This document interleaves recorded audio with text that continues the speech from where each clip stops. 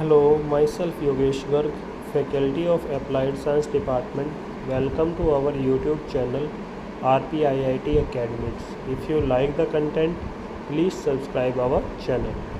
Students, last class में हमने DNA का डबल हेलिकल स्ट्रक्चर देखा था कि उसके अंदर क्या होते हैं, दो न्यूक्लियोटाइड के स्ट्रैंड्स अपोजिट डायरेक्शन में रन करते हैं और उनके बीच में जो हाइड्रोजन बॉन्डिंग होती है वो AT से और GC से, ये हमेशा डबल बॉन्ड बनाता है, G ट्रिपल बॉन्ड बनाता है। और फिर हमारे पास जो डबल हेलिकल स्ट्रक्चर आता है वो इस तरीके से बन के आता है। जो ये स्ट्रैंड बनता है हमारा, ये हमारा शुगर और फॉस्फेट ग्रुप का होता है। इसमें सिर्फ शुगर और फॉस्फेट होते हैं, ये इसकी बैकबोन बना लेते हैं। और इनके बीच में जो हम ये कलर देख रहे हैं, ये होते हैं हमारे हाइड्रोजन बॉन्ड। तो हाइड्रोजन बॉन्ड कैसे होता है, देखो एडेनिन एंड थाइमिन, इनके बीच में हाइड्रोजन बॉन्ड ऐसे होती है, और गुआनिन और साइटोसिन, इनके बीच में हाइड्रोजन बॉन्ड ये होती है। और इनका जो डिस्टेंस है वो हमेशा फिक्स रहता है। देखो 1.1 नैनोमीटर और 1.1 नैनोमीटर, इसलिए हमारा जो दो स्ट्रैंड्स है उनके बीच का जो डिस्टेंस था वो क्या रहता है, हमेशा equal.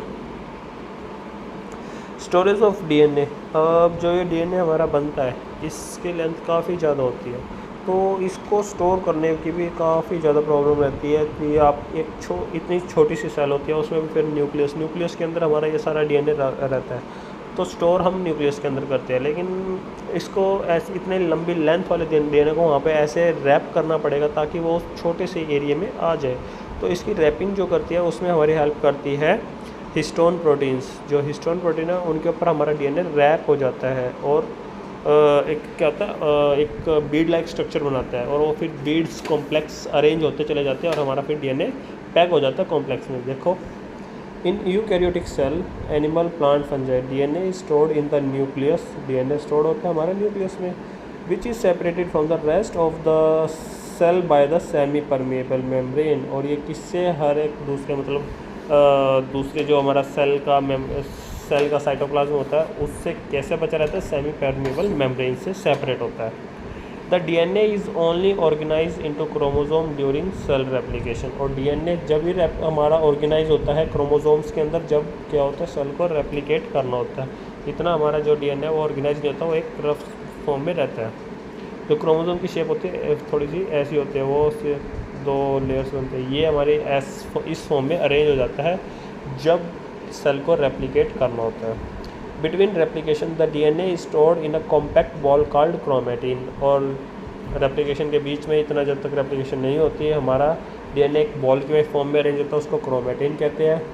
And is wrapped around proteins, और प्रोटीन के चारों ओर क्या होता है, लिपटा रहता है, जिस कौन से protein, called histone proteins, to form nucleosomes. और ये जो स्ट्रक्चर बनते हैं इनको फिर न्यूक्लियोसोम्स कहते हैं। डीएनए रेप्लिकेशन, जो डीएनए रेप्लिकेशन है, अब हम जानते हैं हमारी जो सेल्स है कॉन्टीन्यूस क्या करती रहती है, डेड होती रहती है और न्यू सेल्स फॉर्म होती रहती है। अब नई सेल बननी है तो पुरानी सेल से ही तो बनती है, क्योंकि हम जानते हैं एक सेल थ्योरी का पॉइंट आता है, all cells are derived from the pre existing cells. तो पुरानी सेल से ही नई सेल बननी है। पुरानी सेल में फिर क्या होना है, डिवीज़न होना है। अब सेल डिवाइड होएगी तो अंदर का मटेरियल होगा वो भी डिवाइड होगा। तो डीएनए जब डिवाइड होता है तो वो क्या करता है, पहले अपने आप को एक डुप्लेट कॉपी बनाता है, एक कॉपी बना लेता है, जिससे क्या होता है वो फिर दोनों सेल्स में चली जाती है, क्योंकि हर सेल के पास डीएनए होना कंपलसरी होता है। When a eukaryotic cell divides, जब भी एक यूकैरियोटिक सेल डिवाइड करती है, the process is called mitosis, और उसको क्या कहते हैं, mitosis. The cell split into two identical daughter cells, cell दो आइडेंटिकल डॉटर सेल में स्प्लिट हो जाती है। The DNA must be replicated so that each daughter cell has a copy, और इसीलिए हमारा डीएनए को क्या होता है, रेप्लिकेट होना ज़रूरी होता है, क्योंकि हर एक डॉटर सेल के पास एक एक कॉपी डीएनए की होनी ज़रूरी होती है। DNA replication involve several process. अब डीएनए का रेप्लिकेशन होने के लिए कुछ प्रोसेस होंगे।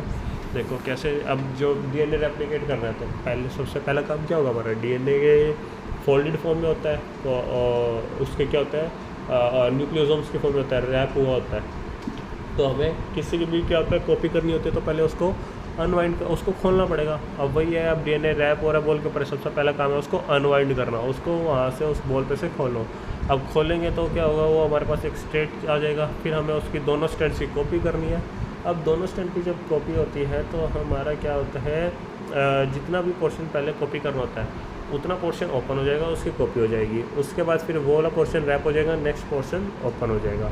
तो इस तरह से हमारे एप्लीकेशन की प्रोसेस चलती रहती है। अब इस पूरे प्रोसेस में जो एनर्जी चाहिए होती है वो हमारे क्या होती है, जो बॉन्ड्स को ब्रेक करने में फॉस्फोडाइस्टर बॉन्ड हमारे बनते हैं, वहाँ से जो एनर्जी रिलीज़ होती है उसी एनर्जी को हम क्या करते हैं, बॉन्ड को ब्रेक करने में यूज़ करते हैं। क्योंकि जो रेप्लिकेशन है वो काफ़ी कंज्यूमिंग एनर्जी है, क्योंकि आपको 2 स्ट्रैंड्स को अलग करना, हाइड्रोजन बॉन्ड ब्रेक होने हैं, तो एनर्जी ज़्यादा रिलीज चाहिए होती है।